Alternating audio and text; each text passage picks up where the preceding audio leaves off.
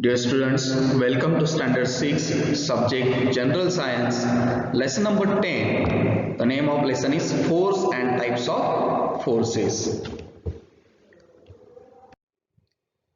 Students, in last online lecture, we learned the forces like muscular force, the force applied by the muscles, then mechanical force, and third one is the gravitational force, that is the force of gravity. Today we are going to learn the next type of force. The name is magnetic force. Let us study what is magnetic force. Place a magnet on a table. कोई भी magnet हमें table के ऊपर रखना है. Take a big iron nail towards the magnet. हमें कोई भी छोटा जो खिला होता है या कोई भी मैग्नेट का छोटा पार्टिकल होता है, आर्टिकल होता है, वो हमें मैग्नेट के पास लेके जाना है. What happens? It sticks to the magnet. क्या होगा? वो जो पार्टिकल और नेल हमने जो लिया था, जो मेटल से बना हुआ है, वो किसको स्टिक करेगा? मैग्नेट को. Now hold the magnet upright in the air, away from the nail. अभी क्या करना है हमें? वही मैग्नेट हमें वर्टिकल डायरेक्शन में हाथ में पकड़ना है और वो जो भी नेल हमने लिया था वो भी उससे हम दूर रखना है. फिर भी क्या करेगा? अगर हम उससे नजदीक लेकर जाएंगे तो मैग्नेट उसको अट्रैक्ट करेगा, खींचेगा, खुद की तरफ खींचेगा. So this type of force is called as the magnetic force. The force exerted by a magnet is called magnetic force. जो मैग्नेट फोर्स एक्सर्ट करता है, बाहर निकालता है और उससे जो भी मेटल आर्टिकल्स होते हैं, पार्टिकल्स होते हैं, उसके तरफ खींचे जाते हैं. This type of force is called as magnetic force. Okay students, always remember the magnet is always settles in the south and north direction. Next type of force, that is the frictional force. What is frictional force? Frictional force refers to the force generated by two surfaces that contacts and slide against each other. Frictional force में दो कोई भी surface होते हैं जो एक दूसरे के अगेंस्ट होते हैं, उसे बोला जाता है फ्रिक्शनल फोर्स. इन मराठी फ्रिक्शनल म्हणजे घर्षण. Now let us understand the frictional force by taking the examples of this carom board. Okay, when a carom piece is flicked lightly, it slides over the carom board but stops at a certain distance. हम carrom खेलते वक्त कोई भी जो piece है उसको हम slightly flick करते हैं, खेलते हैं, ओके, कोई भी डायरेक्शन में, तो क्या होता है? It slides over the carrom board. वो उस कैरम बोर्ड के ऊपर जिस डायरेक्शन में हमने उसको फ्लिक किया है उस डायरेक्शन में वो स्लाइसली मूव होगी, but stops at a certain distance. लेकिन वो सडनली वहां पर नहीं रुकेगी, वो यहाँ से यहाँ पर टकराएगी, यहाँ पर टकराएगी. जिस डायरेक्शन में आपने उसको फ्लिक किया है, खेला है, उस डायरेक्शन में स्लाइड होने के बाद कुछ देर के बाद वो रुकेगी. क्यों? अभी ये जो पीस है और जो कैरम बोर्ड का सरफेस है, इन दोनों में क्या हो रहा है? फ्रिक्शन हो रहा है, घर्षण हो रहा है. इसके कारण वो सडनली तो नहीं रुकेगी. After some times it will stop. Taking another example, a ball rolling over a flat ground stops at a certain distance. अगर हमारे पास कोई फ्लैट ग्राउंड है और हमारे पास फुटबॉल का एक बॉल है जो हमने उसको एक किक किया है, हॉरिजॉन्टल डायरेक्शन में नीचे ही किक किया है, वो कुछ समय के बाद उसके ऊपर बाउंस होने के बाद, अर्थ के ऊपर बाउंस होकर कुछ देर के बाद वो रुकेगा. Why does this happen? ऐसा क्यों होता है? Because when two surface rub against each other, जब कोई भी दो सरफेस एक दूसरे के ऊपर रब होते हैं, घिसे जाते हैं, the force of friction comes into play. It always acts against the direction of motion. So remember the definition of frictional force. Frictional force refers to the force generated by two surfaces that contacts and slide against each other. इसमें कोई भी दो surface होते हैं जो एक दूसरे के साथ कांटेक्ट करते हैं और एक दूसरे के ऊपर स्लाइड होने के बाद जो फोर्स तैयार होता है, क्रिएट होता है, उसे बोला जाता है frictional force. Let us study one activity, or we can say that try this activity. Take two pieces of smooth paper and two of sandpaper. हमें कोई भी दो स्मूथ पेपर लेने हैं और जो सैंड पेपर लेने हैं, जो पॉलिश पेपर हम उसको बोलते हैं, एंड रब them against each other. What do you notice? हमें उन दोनों को क्या करना है, एक दूसरे के ऊपर रब करना है। अभी क्या होगा, see the smooth surface can be easily रब अगेंस्ट ईच अदर। अगर हमने दो स्मूथ पेपर लिया है और वो हम एक दूसरे के ऊपर उसको रब कर रहे हैं, घिस रहे हैं, तो क्या होगा, वो एकदम स्मूथली एक दूसरे के ऊपर रब होंगे, because the force of friction between them is less. क्योंकि उन दोनों के ऊपर घर्षण कम है, फ्रिक्शनल कम है। फ्रिक्शन क्यों कम है? क्योंकि दोनों भी सरफेस क्या है, स्मूथ सरफेस है, इसलिए उनके ऊपर फ्रिक्शन कम है। उसके ही अपोजिट अगर हमने जो while rough surface cannot be easily rubbed against each other, उसके अपोजिट हमने अगर वो जो सैंड पेपर लिए, जो पॉलिश करने के लिए, हम वुडन की पॉलिश करने के लिए या मेटल के ऊपर जो करोजन आता है उसको साफ करने के लिए जो सैंड पेपर आती है, वो अगर हमने एक दूसरे के ऊपर रब किए तो हमें ज्यादा ताकत भी लगने वाली रब करने के लिए, और वो एक दूसरे के ऊपर इजीली रब भी नहीं होने वाली। क्यों?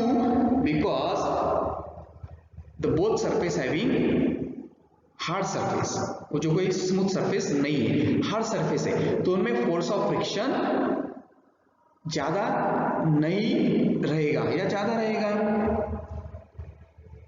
Yes, if we rub this to sandpaper with each other, that is against each other, because the force of friction between them is much greater, उनके ऊपर क्या रहेगा, फ्रिक्शन ज्यादा रहेगा।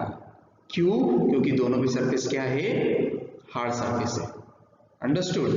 मतलब कि अगर स्मूथ सरफेस होगा तो फोर्स ऑफ फ्रिक्शन कम रहेगा, अगर हार्ड सरफेस रहेगा तो फोर्स ऑफ फ्रिक्शन ज्यादा रहेगा। Understood? Let us take another example. Here the picture of one boy is showing which sleeps on the earth. It is possible for us to walk on the ground only because of force of friction. हम सिर्फ जमीन के ऊपर या ground के ऊपर चल सकते हैं, क्यों? Due to force of friction.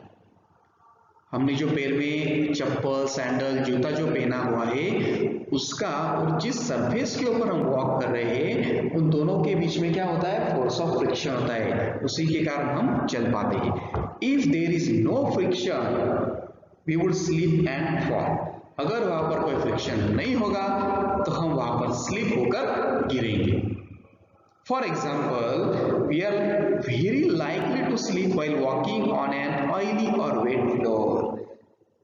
Take an example, अगर हमारे घर में या बाथरूम में हमने जो टाइल्स बिठाए हैं उस टाइल्स के ऊपर अगर रफ सरफेस नहीं होगा, स्मूथ सरफेस होगा, और उसके ऊपर अगर हम पानी डालते हैं और पानी डालने के बाद अगर हम उस पर वॉक करते हैं तो हम वहां पर फिसलते हैं, गिरते हैं। क्यों? क्योंकि वहां पर फोर्स ऑफ फ्रिक्शन कम हो जाता है। और वही हम जब रास्ते पर चलते हैं, रास्ता जो होता है वो एकदम स्मूथ नहीं होता है, वो हार्ड होता है, इसलिए हम उसके ऊपर वॉक करते हैं तो फोर्स ऑफ फ्रिक्शन ज्यादा होता है, इसलिए हम वहां पर गिरते नहीं। वैसा ही एग्जांपल हम कार के टायर का भी ले सकते हैं, बाइक के टायर का, साइकिल के टायर का भी ले सकते हैं। उसमें भी जो लाइंस दी गई होती है टायर्स के ऊपर, जो डिजाइन दी गई होती है, वही डिजाइन जब रास्ते पर हम वो व्हीकल, साइकिल, बाइसिकल या कार, ट्रक जो भी चलाते हैं उन दोनों में फ्रिक्शन होता है, और वो फ्रिक्शन थोड़ा ज्यादा होने के कारण वो भी हमारी जो कार, बाइक, बाइसिकल है वहां पर गिरती नहीं। This is about the frictional force. Let us study the next type of force, that is the electrostatic force. Some examples are given. First one, spread small piece of paper on a table. Okay, rub a piece of thermocol or an inflated balloon. हमें क्या करना है, कुछ activities दी गई, यहाँ पर picture में दिया है, छोटे छोटे हमें कागज के टुकड़े लेने हैं, टेबल के ऊपर रखने हैं, और अगर हमारे पास कोई थर्मोकॉल है या हमारे पास कोई बलून है, हम बलून को एयर ब्लो करने के बाद, उसको फुगाने के बाद वो उसके पास अगर हम वो पेपर के पास लेकर जाते हैं तो उसके वो स्टिक होते हैं। Okay, second, rub a plastic comb against a dry hair and repeat the above activity. और एक एक्टिविटी हम कर सकते हैं, प्लास्टिक का कॉम हमारे पास होता है, बराबर है, तो हमें क्या करना है, हमारे ड्राई हेयर के ऊपर उसको रब करना है, घिसना है हमारे हेयर्स के ऊपर, और वही सडनली हमें उस पीस ऑफ पेपर के पास लेकर जाना है जो यहाँ पर एक्टिविटी में दिखाया गया है। देखो, this boy holding the comb near a piece of paper. What happens? This small piece of paper suddenly attracted towards this comb. क्या होगा इसमें भी, ये स्मॉल पीस ऑफ पेपर इस कॉम की तरफ, कंघी की तरफ खींचे जाएंगे. थर्ड, रब पीकॉक फीदर. जो पीकॉक होता है मोर, उसका दो फीदर है, between two pages of a notebook and bring it near your fingers. What do you see? In about three activities, we notice that the piece of paper or hair and the peacock feather are seen to move. क्या हो गए? Move हो गए. Why does this happen? ऐसा क्यों होता है? Due to the electrostatic force. Static electricity is produced on material like rubber, plastic and ebonite due to friction. ये जो स्टैटिक इलेक्ट्रिसिटी होती है ये टेम्पररी इलेक्ट्रिसिटी होती है, इससे कोई हमें करंट नहीं बैठता है. लेकिन जब सरफेसेस और मटेरियल लाइक रबर, प्लास्टिक और इबोनाइट हम उसको फ्रिक्शन करते हैं, उसको हम कोई सरफेस के ऊपर घिसते हैं, तो उसमें क्या होता है, इलेक्ट्रोस्टैटिक फोर्स क्रिएट होता है. The force exerted bye such electrically charge material is called electrostatic force. I am again repeating the definition. The force exerted by such electrically charged material is called electrostatic force. Students, learn the last type of force, that is called combined force. Name itself shows combined. The two forces when combined with each other, it is called combined force. While an action is taking place, various types of forces act on the object in question. You might have seen a roller coaster or the juggling of a sailboat on the seashore. आपने जो examples देखे हैं, बराबर है. A variety of forces act together in these cases. कोई भी बहुत सारे ऐसे एक्टिविटीज है जिसमें कंबाइंड फोर्सेस, दो या तीन फोर्सेस एक साथ एक्ट होते हैं. So this type of forces is called as the combined force, where the two or more forces acting on each other. To obtain more information about this type of force, you can type the word trig science in the Google search. On the internet, you will get more information or the more examples about the combined forces. Students, in this way, we have completed the lesson number 10, that is the force and types of force. So what we have learned in this lesson, that is, first point, force is required to bring about any action. कुछ भी काम करने के लिए force की जरूरत होती है. Force is necessary for making an object move. कोई भी ऑब्जेक्ट को मूव करने के लिए, एक जगह से दूसरी जगह पे डिस्प्लेस करने के लिए we required force to change the direction of motion and also to change the shape of an object. कोई भी ऑब्जेक्ट है, उसकी डायरेक्शन अगर हमें चेंज करनी है, so we require force. The second point, there are various types of forces such as muscular force, mechanical force, gravitational force, magnetic force, frictional force and electrostatic force. So students, this is all about the lesson force and types of forces. Complete this given homework and send me the completed homework on my personal WhatsApp number. Thank you.